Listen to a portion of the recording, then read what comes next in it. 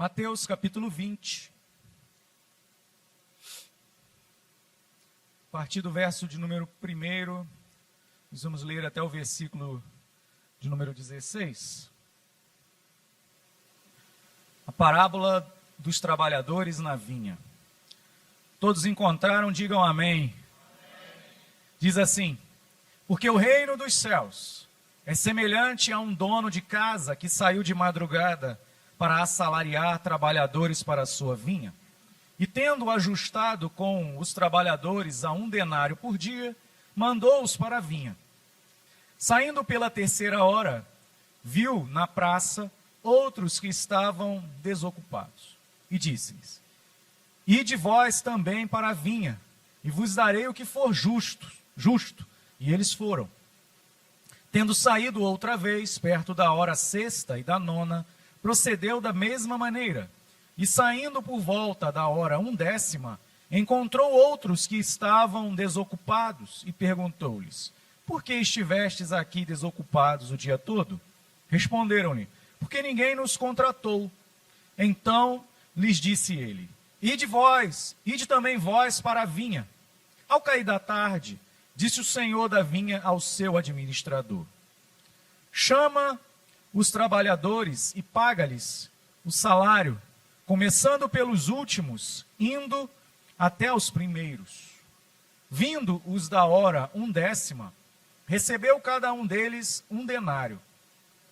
Ao chegarem os primeiros, pensaram que receberiam mais. Porém, também estes receberam 1 denário cada um. Mas, tendo recebido, murmuravam contra o dono da casa, dizendo: estes últimos trabalharam apenas 1 hora, contudo os igualastes a nós, que suportamos a fadiga e o calor do dia. Mas o proprietário, respondendo, disse a um deles: amigo, não te faço injustiça. Não combinaste comigo 1 denário? Toma o que é teu e vai-te, pois quero dar a este último tanto quanto a ti. Porventura, não me é lícito fazer o que eu quero do que é meu? Ou não são mau os teus olhos, porque eu sou bom? Assim, os últimos serão primeiros, e os primeiros serão últimos, porque muitos são chamados, mas poucos escolhidos. Uma palavra de oração. Senhor, lida está essa porção da tua palavra. Quem sou eu, meu Pai, para estar com ela aberta e falar a respeito dela, meu Pai? Eu me submeto a Ti e ao Teu Espírito, para que o Senhor possa falar aos nossos corações. Óbvio que o Senhor colocou algo no meu coração, meu Pai. Desenhaste algo ao meu coração, Senhor, ao me preparar para estar aqui, meu Deus. Mas, Senhor, só a Tua grandeza e majestade conhece as necessidades do Teu povo e da Tua igreja, meu Pai. E que a Tua palavra encontre um coração necessitado de ouvir a Tua voz. Encontre um coração fértil, meu Pai, na qual esta semente possa ser plantada, que venha germinar, crescer e se tornar uma árvore frutífera, meu Pai. Seja com a Tua igreja. Nós precisamos, meu Pai, a começar por mim. Precisamos da Tua instrução, da Tua palavra, meu Pai, do Teu direcionamento para nós. Para que o Senhor nos faça forte, meu Pai, para seguirmos a nossa jornada, louvando e bendizendo ao Teu santo nome. Esta é a oração que eu faço a Ti, e faço em nome de Jesus. Que todos digam amém. Coloquei um título, que o maior privilégio da salvação é o próprio Deus. Esta parábola, ela surge de um questionamento de Pedro no capítulo anterior, no verso de número 27. Ele pergunta para Jesus: o que será de nós? Uma discussão se travou após um jovem rico procurar Jesus e querer herdar a vida eterna, e Jesus o questiona, pergunta se ele conhece os mandamentos. Ele responde com primor, um menino extraordinário com relação às coisas terrenas, mas havia algo que prendia o seu coração. O Senhor falou assim: vai, vende tudo que tem, dá o seu dinheiro aos pobres e terás um tesouro nos céus. E diz que o jovem saiu cabisbaixo e os discípulos ficaram perplexos, porque naquele tempo se acreditava que os mais abastados eram os abençoados por Deus e que o caminho até o céu para eles era mais fácil, eles chegariam lá, né, mais do que os pobres e os desabastecidos. E começou aquela discussão, mas o Senhor Jesus inverteu a ordem, ele falou assim: é mais fácil passar o camelo pelo fundo de uma agulha do que um rico entrar no reino dos céus. Os discípulos ficam meio que escandalizados com aquela situação e perguntam: o que será de nós? Nós deixamos, né, pai, mãe, emprego, tudo. O que será de nós? Qual será a nossa recompensa? E o Senhor Jesus, explicando ali, começa a explicar e diz para eles: olha, fiquem certos de que vocês, no dia da ressurreição, quando ressurgir, na regeneração, naquele dia da glorificação, vocês podem ter certeza que se sentarão em 12 tronos para julgar as 12 tribos de Israel. Porque ninguém que tenha deixado pai e mãe por causa de mim não receberá ainda nesta terra, né? Ele vai falar, não receberá muito mais e principalmente vão herdar a vida eterna. Essa parábola surge no meio desta explicação. O Senhor Jesus, após isso, vai lançar esta parábola. E ela é interessante porque ela tem alguns personagens e algumas características que são importantes nós percebermos. Ela tem um pai de família, que é um homem justo, que combinou e pagou o preço combinado àqueles homens. Esse pai de família também é um homem bondoso, e ele é generoso, você leu na palavra. Ele é um homem que abençoou os trabalhadores, os outros trabalhadores, com grande generosidade. Mas ele não abençoou além, ele abençoou com generosidade, mas de maneira igual. Todos eles receberam um denário. Nós também temos o grupo dos primeiros trabalhadores, que foram chamados para a vinha logo cedo, às 6 da manhã, no primeiro horário. Esse grupo de trabalhadores, eles se apresentam aqui nessa parábola depois de um determinado momento, com homens que criaram falsas expectativas, homens que esperaram além do que era combinado com eles, porque estes homens, em determinado momento, fixaram os olhos na recompensa, olharam para as mãos do Senhor, olharam para aquilo que estava acontecendo e geraram expectativas no seu coração. Nós lemos isso, deixa eu ver, no versículo 10, e diz: a chegarem os primeiros, pensaram que receberiam mais. Geraram expectativa nos seus corações. Esses homens também, de alguma maneira, eles eram gananciosos, porque eles queriam além do que foi combinado. Eles queriam mais, além do que havia sido combinado. Mas também eram homens, de alguma maneira, ingratos, porque eles murmuraram contra um homem justo, que pagou justamente o que havia combinado com eles, e eles murmuraram: olha, você não está fazendo certo. Mas nós temos um segundo grupo de trabalhadores, que eu coloco como homens dependentes, porque eles estavam ali já 9 horas da manhã, o outro por volta de meio-dia, o outro por volta de 15 e o outro por volta das 17 horas, sem trabalho, né, ali assim, escalonando, né, eles. Mas eles eram homens que dependeram de confiar, de que arrumariam um emprego, e muito mais do que isso, porque quando aquele homem chega para chamar eles para a vinha, não há um acordo entre eles, dizendo assim: olha, eu vou pagar tanto, vou pagar X para você, mas aquele homem diz: vão, porque eu vou pagar o que for justo a vocês. Então eles são homens dependentes, que confiaram na justiça do pai de família. E eles também são os homens aqui no grupo, que foram alvo da bondade, porque eles receberam mais do que mereciam, receberam muito mais do que eles estavam esperando nas suas vidas. Isso nos deve levar a algumas perguntas ao analisar esta parábola. Eu mesmo comecei a me fazer perguntas do tipo: qual é a nossa intenção para com Deus? Entendemos que somos fruto da justiça de Deus? Somos gratos pelo que Ele tem nos concedido?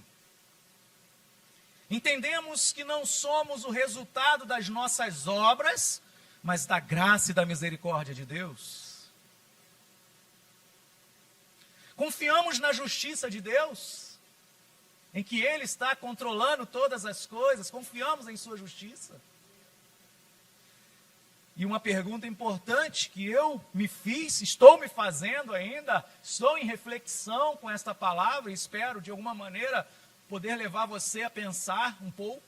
Como reagiríamos às bênçãos que chegaram ao nosso vizinho, ao nosso próximo, mas não chegaram a nós? Você entende? Algumas perguntas que são importantes e elas devem ser respondidas com sinceridade por cada um de nós. Porque esses questionamentos revelam um pouco, a resposta a esses questionamentos revela um pouco do nosso coração. E nós precisamos estar sempre analisando o coração. Por quê? Jeremias vai dizer lá no capítulo 17, versículo 9, o quê? Enganoso é o coração, mais do que todas, e desesperadamente corrupto. Quem o conhecerá? Ele nos engana. O nosso coração pode nos enganar na jornada, na caminhada, no decorrer, no dia a dia. E nós precisamos estar sempre fazendo uma análise e uma reflexão, porque corremos riscos nessa jornada de fé, irmãos. Corremos algum certo perigo de nos perdermos nessa caminhada. E um dos perigos que eu quero pensar aqui de maneira breve, mas passando com a igreja, é o perigo de pensar que a recompensa é maior que o privilégio de trabalhar para o Senhor. De nós pensarmos que as mãos de Deus, com as suas bênçãos, é maior do que olhar e se sentir aqui, por exemplo, agora que nós estamos servindo a Deus, e entender que privilégio maior é estar na presença do Senhor, de poder servi-lo, de poder o adorar, de bendizer o nome, independente das bênçãos. Quando nós olhamos para esta parábola, o texto não diz que o grupo dos primeiros trabalhadores murmurou logo de manhã.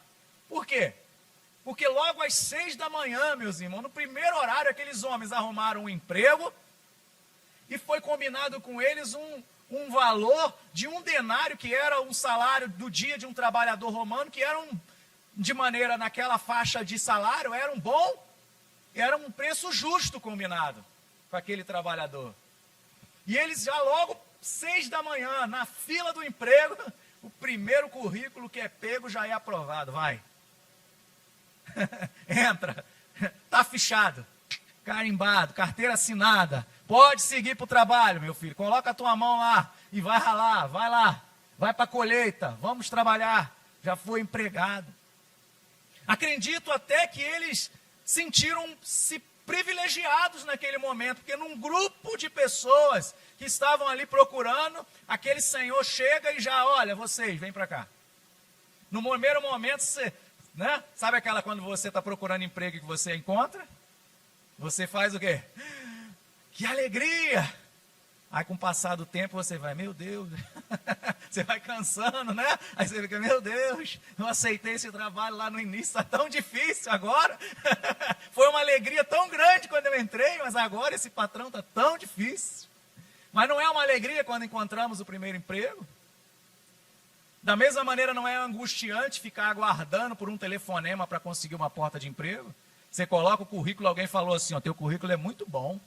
Olha, vou conversar com não sei quem, mas pode ficar esperando que eu vou te ligar para vir. Aí você vai para casa cheio de expectativa, no telefone fica assim, na tua mão, você coloca no carregador, porque não pode correr o risco de, se for telefone fixo, você não deixa ninguém tocar, porque pode ser que na hora que alguém vai fazer uma ligação, é a hora que ele vai ligar e dá ocupado e ele desiste. Não é angustiante ficar esperando por uma resposta?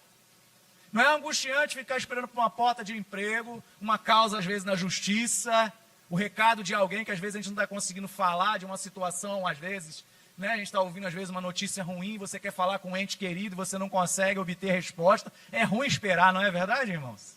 Então aqueles homens, eu creio que no primeiro momento eles se sentiram uns privilegiados.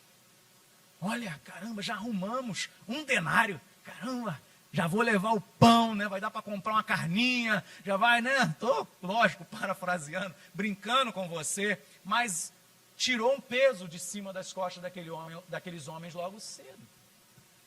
Esperar sem garantia é ruim. E esse era o quadro do segundo grupo. Porque eles não arrumaram emprego. E às 9 da manhã, só que um pequeno grupo daquele é chamado novamente para o trabalho. Mas até aquele momento, uma angústia. Quando foi que os primeiros trabalhadores começaram a murmurar? Quando eles, na hora de receber, colocaram os olhos na recompensa que aqueles que últimos receberam, porque o cara que trabalhou 1 hora recebeu 1 denário, aí eles pensaram, criaram a expectativa de que o patrão agora ia dobrar, ou sei lá, em vez de dar 1 denário, ia dar 5 denários pelo tempo trabalhado. Que patrão maravilhoso. E eles criaram a expectativa, mas quando eles receberam 1 denário, tudo mudou. Aquele amor do primeiro momento, aquela alegria do primeiro momento ser empregado, a alegria do 1 denário das 6 da manhã já não era mais. E eles começaram a murmurar. Vamos pensar o contrário. Se o segundo grupo tivesse, ao invés de recebido 1 denário, mas tivesse recebido uma quantia proporcional ao tempo trabalhado, haveria algum problema entre aqueles que foram trabalhar às 6 horas da manhã? Não, porque eles combinaram preço e eles iam achar que tudo estava dentro do esperado. Eles iam se sentir privilegiados, porque os outros receberam menos do que eles. O problema que eles começaram a murmurar, irmãos, foi quando eles tiraram os olhos do privilégio que é servir ao Senhor da vinha, para olhar para os benefícios em comparação uns com os outros. Isso é um perigo que nós corremos também, meus irmãos. Nos nossos muitos ofícios, às vezes dentro da casa do Senhor, no nosso muito trabalho, às vezes de estar trabalhando longos períodos de tempo já na igreja, igrejas mais antigas, e às vezes a gente achar que merece mais, que merece ser reconhecido. O seu maior prêmio foi Cristo Jesus, que morreu na cruz do Calvário e te salvou por graça e misericórdia. Eu lembro nessa questão também de uma parábola do filho pródigo. Você conhece que o filho pediu a parte da sua herança, saiu, gastou tudo, mas em um determinado momento ele lembrou quando ele estava lá jogando comida para os porcos e começou a desejar a comida dos porcos. E ele olhou e falou assim: quantos trabalhadores do meu pai vivem um privilégio melhor do que o meu aqui agora? E ele falou assim: eu vou voltar para a casa do meu pai, porque os trabalhadores lá vivem melhor do que a minha condição agora. Eu nem quero ser chamado de filho. Olha, eu tinha todos os benefícios, mas agora se eu for um dos trabalhadores eu já estou feliz. Por quê? Ele não tinha se dado conta do privilégio em que ele vive, de quando ele estava com seu pai. E o irmão mais velho, que quando esse irmão volta, recebe uma festa, recebe tudo, aquele irmão, ao invés de se alegrar, reclama. E ele diz para o pai: olha pai, eu sempre estive aqui com o Senhor trabalhando, o Senhor nunca me deu um cabrito magro.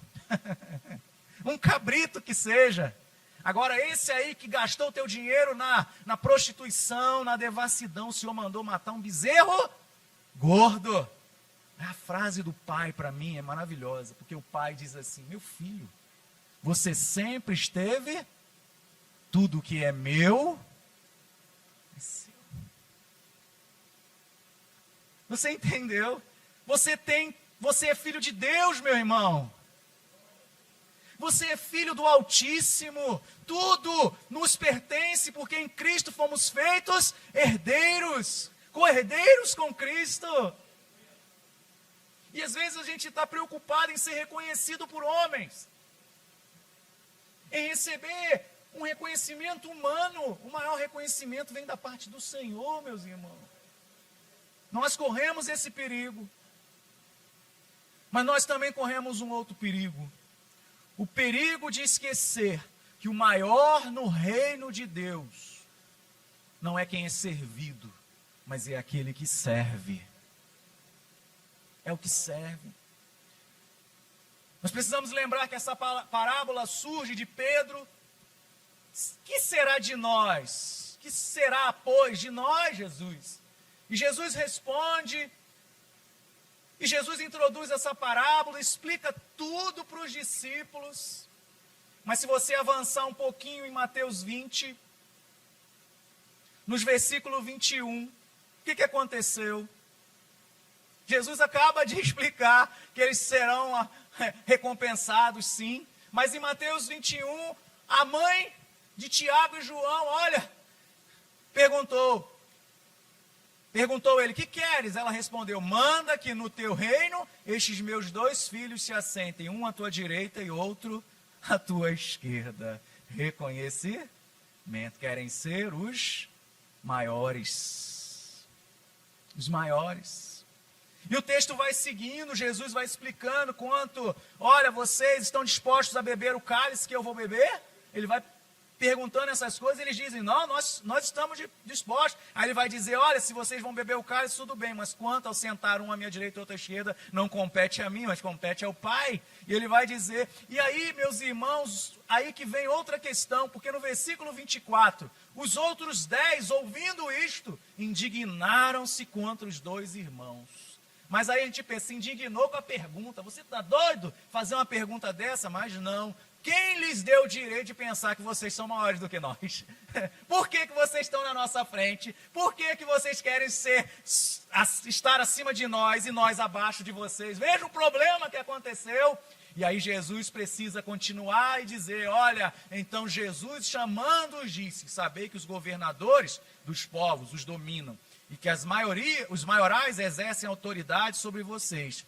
Não é assim entre vós. Pelo contrário, quem quiser tornar-se grande entre vós, será esse o que vos sirva. E quem quiser ser o primeiro entre vós, será vosso servo. Tal como o Filho do Homem, que não veio para ser servido, mas para servir e dar a sua vida em resgate por muitos. Quem nós somos, irmãos? Pecadores, carentes da graça, das misericórdias de Deus. Esse já é um privilégio que não merecíamos. O lugar mais alto que devemos estar é aos pés de Jesus, e isso não sou eu quem falo, mas o próprio Cristo, que não somente falou, mas fez, quando lavou os pés dos discípulos. Quem é o maior? Esqueceram daquela tarefa de lavar os pés na última ceia? Esqueceram de preparar alguém para fazer aquele serviço, os discípulos. E Jesus, lógico, propositalmente, creio eu, que não existe nada, não existe coincidência. Jesus tem o controle de tudo. Jesus vai lá, pega o avental, bacia e começa a lavar. E Pedro, não vai lavar meu pé. E Jesus, se eu não lavar teu pé, tu não tem parte comigo. O maior no reino de Deus não é o que é servido, mas é aquele que serve. Precisamos, irmãos, analisar o nosso coração para não corrermos o perigo de achar que somos alguma coisa. Não somos nada. Somos pecadores carentes e dependentes das misericórdias do Senhor todos os dias na nossa vida. Filipenses 2, você não precisa abrir agora nesse momento, mas se você quiser, mas eu vou ler para adiantar. Versículo 1, Paulo ele faz uma exortação àquela igreja, ele diz assim, se há, pois, alguma exortação em Cristo, alguma consolação de amor, alguma comunhão do Espírito, se há entranhados afetos e misericórdia, completai a minha alegria, de modo que penseis a mesma coisa, tenhais o mesmo amor, sejais unidos de alma, tendo o mesmo sentimento. Nada façais por partidarismo ou vanglória, mas por humildade, considerando cada um os outros superiores a si mesmo. Não tenha cada um em vista o que é propriamente seu, senão também cada qual o que é dos outros. Que lição, irmão, importante. E depois disso, Paulo vai dizer, olhe para Cristo. que não usou de usurpação ser igual a Deus, mas ele se esvaziou, assumindo a condição de servo, ele se humilhou. Irmãos, cuidado, porque é muito fácil se perder na caminhada. Nós vamos ganhando habilidades, vamos ganhando dons, vamos ganhando proeminência, seja na igreja, seja nos muitos lugares em que nós estamos. Às vezes temos atividade e nós temos que ter o cuidado de não permitir que o orgulho e a soberba tomem conta do nosso coração. De não permitir que o espírito de eu sou melhor do que fulano, melhor do que Beltrano, tome conta, porque nós vamos começar a viver partidarismo, pé de guerra, o culto do fulano, o culto do ciclano. O culto pertence a Deus, irmãos. O culto pertence ao Senhor. O culto é dele, toda a honra e toda a glória seja dada a ele. Quer o pastor, o bispo, os diáconos, quer quem esteja à frente, conduzindo um trabalho, realizando uma atividade, um músico que assume um instrumento, seja no dia dele, na escala dele, nós estamos ali para servir, para glorificar e exaltar o nome do Senhor. Cada um, lógico, cada um tem seu jeito, a sua maneira de ser, mas o que temos que fazer é dar a honra e a glória ao nosso Deus, ao Deus Todo-Poderoso. Nós também corremos, em pensamento a este ponto aqui ainda, corremos o perigo de esquecer que o alvo da igreja é chamar outros a desfrutar da bondade de Deus. O bem que vivemos deve ser compartilhado com outros. Preocupar-se em demasia com os benefícios nos faz esquecer que devemos chamar outros, por meio da palavra do Evangelho, a desfrutar da vinha do Senhor também, a desfrutar do trabalho.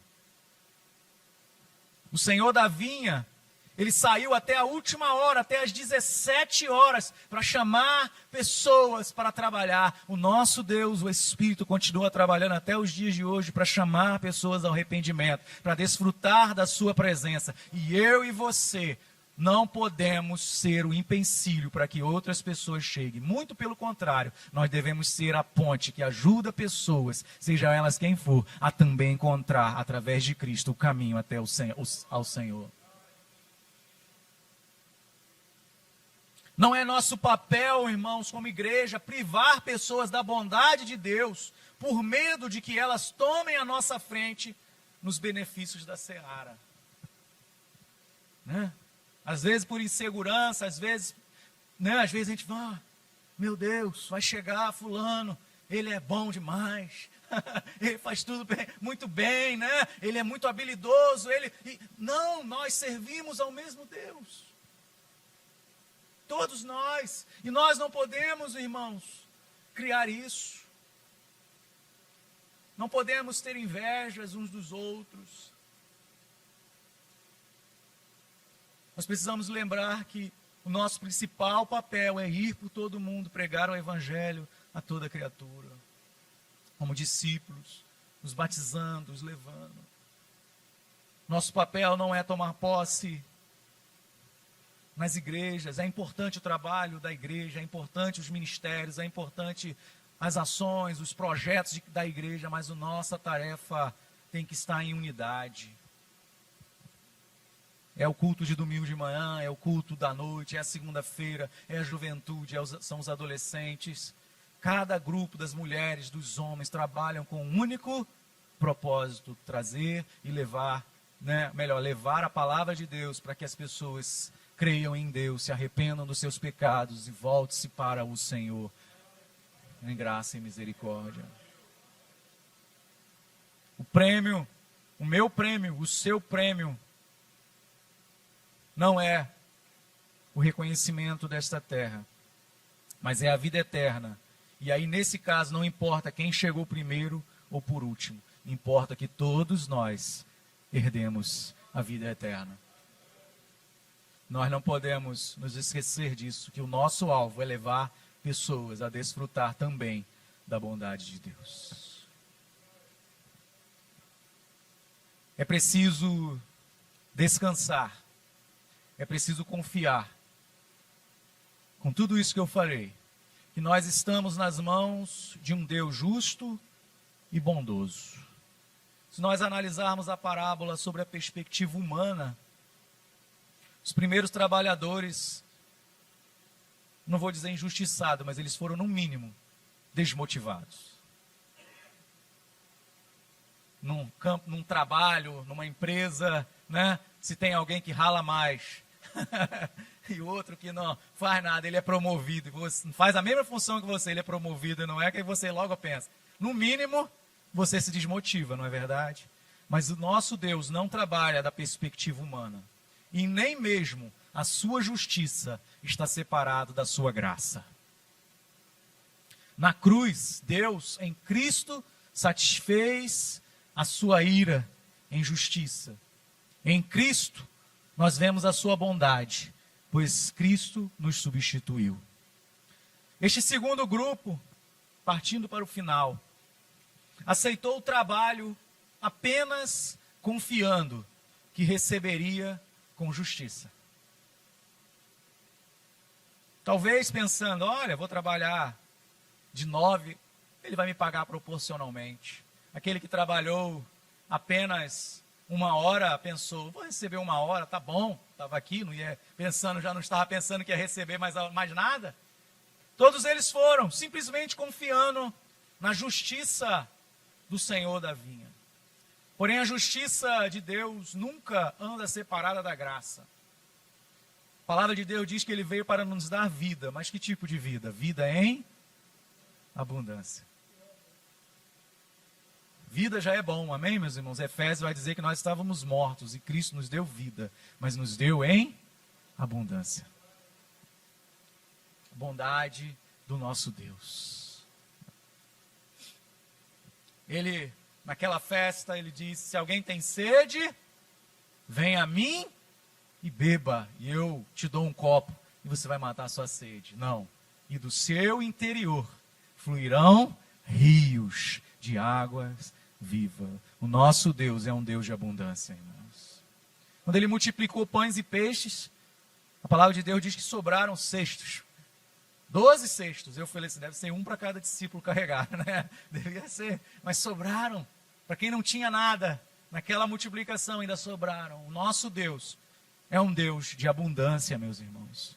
É um Deus de bondade que não se pode medir. A nossa vida e a nossa esperança nas mãos de Deus nunca é um tempo desperdiçado.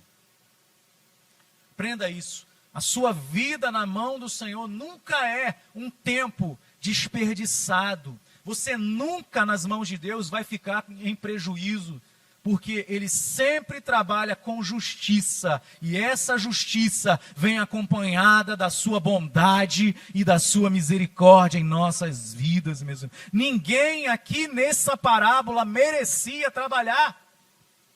Esta é a verdade, trazendo para o Evangelho. Ninguém merecia trabalhar.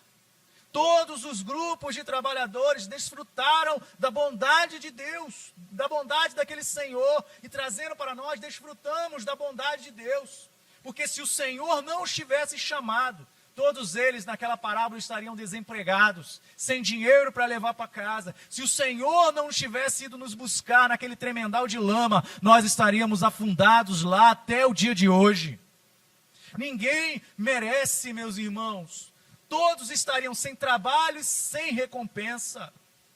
Nós não somos maiores e nem melhores do que ninguém. Todos nós somos carentes da graça e da misericórdia divina, e isso nos iguala. Não há nenhum justo, nenhum sequer, diz a palavra de Deus. Essa pessoa que está ao seu lado carece da graça de Deus tanto quanto você carece da graça e da misericórdia do Senhor.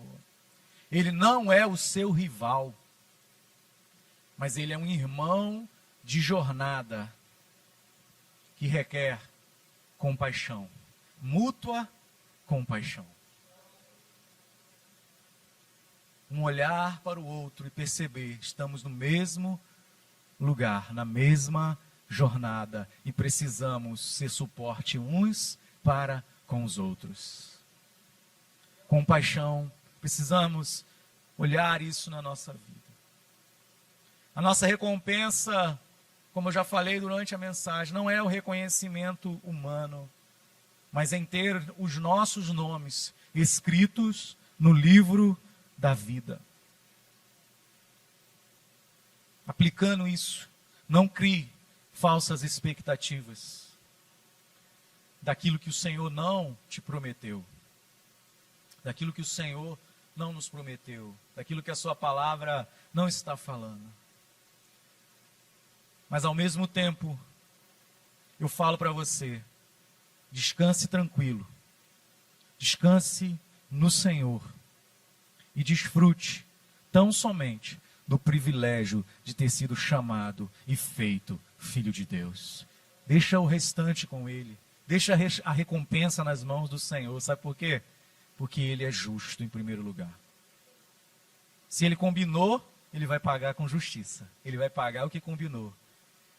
E se Ele falou, vou ser justo, se prepare, porque Ele sempre trabalha com generosidade. Descansa, meu irmão.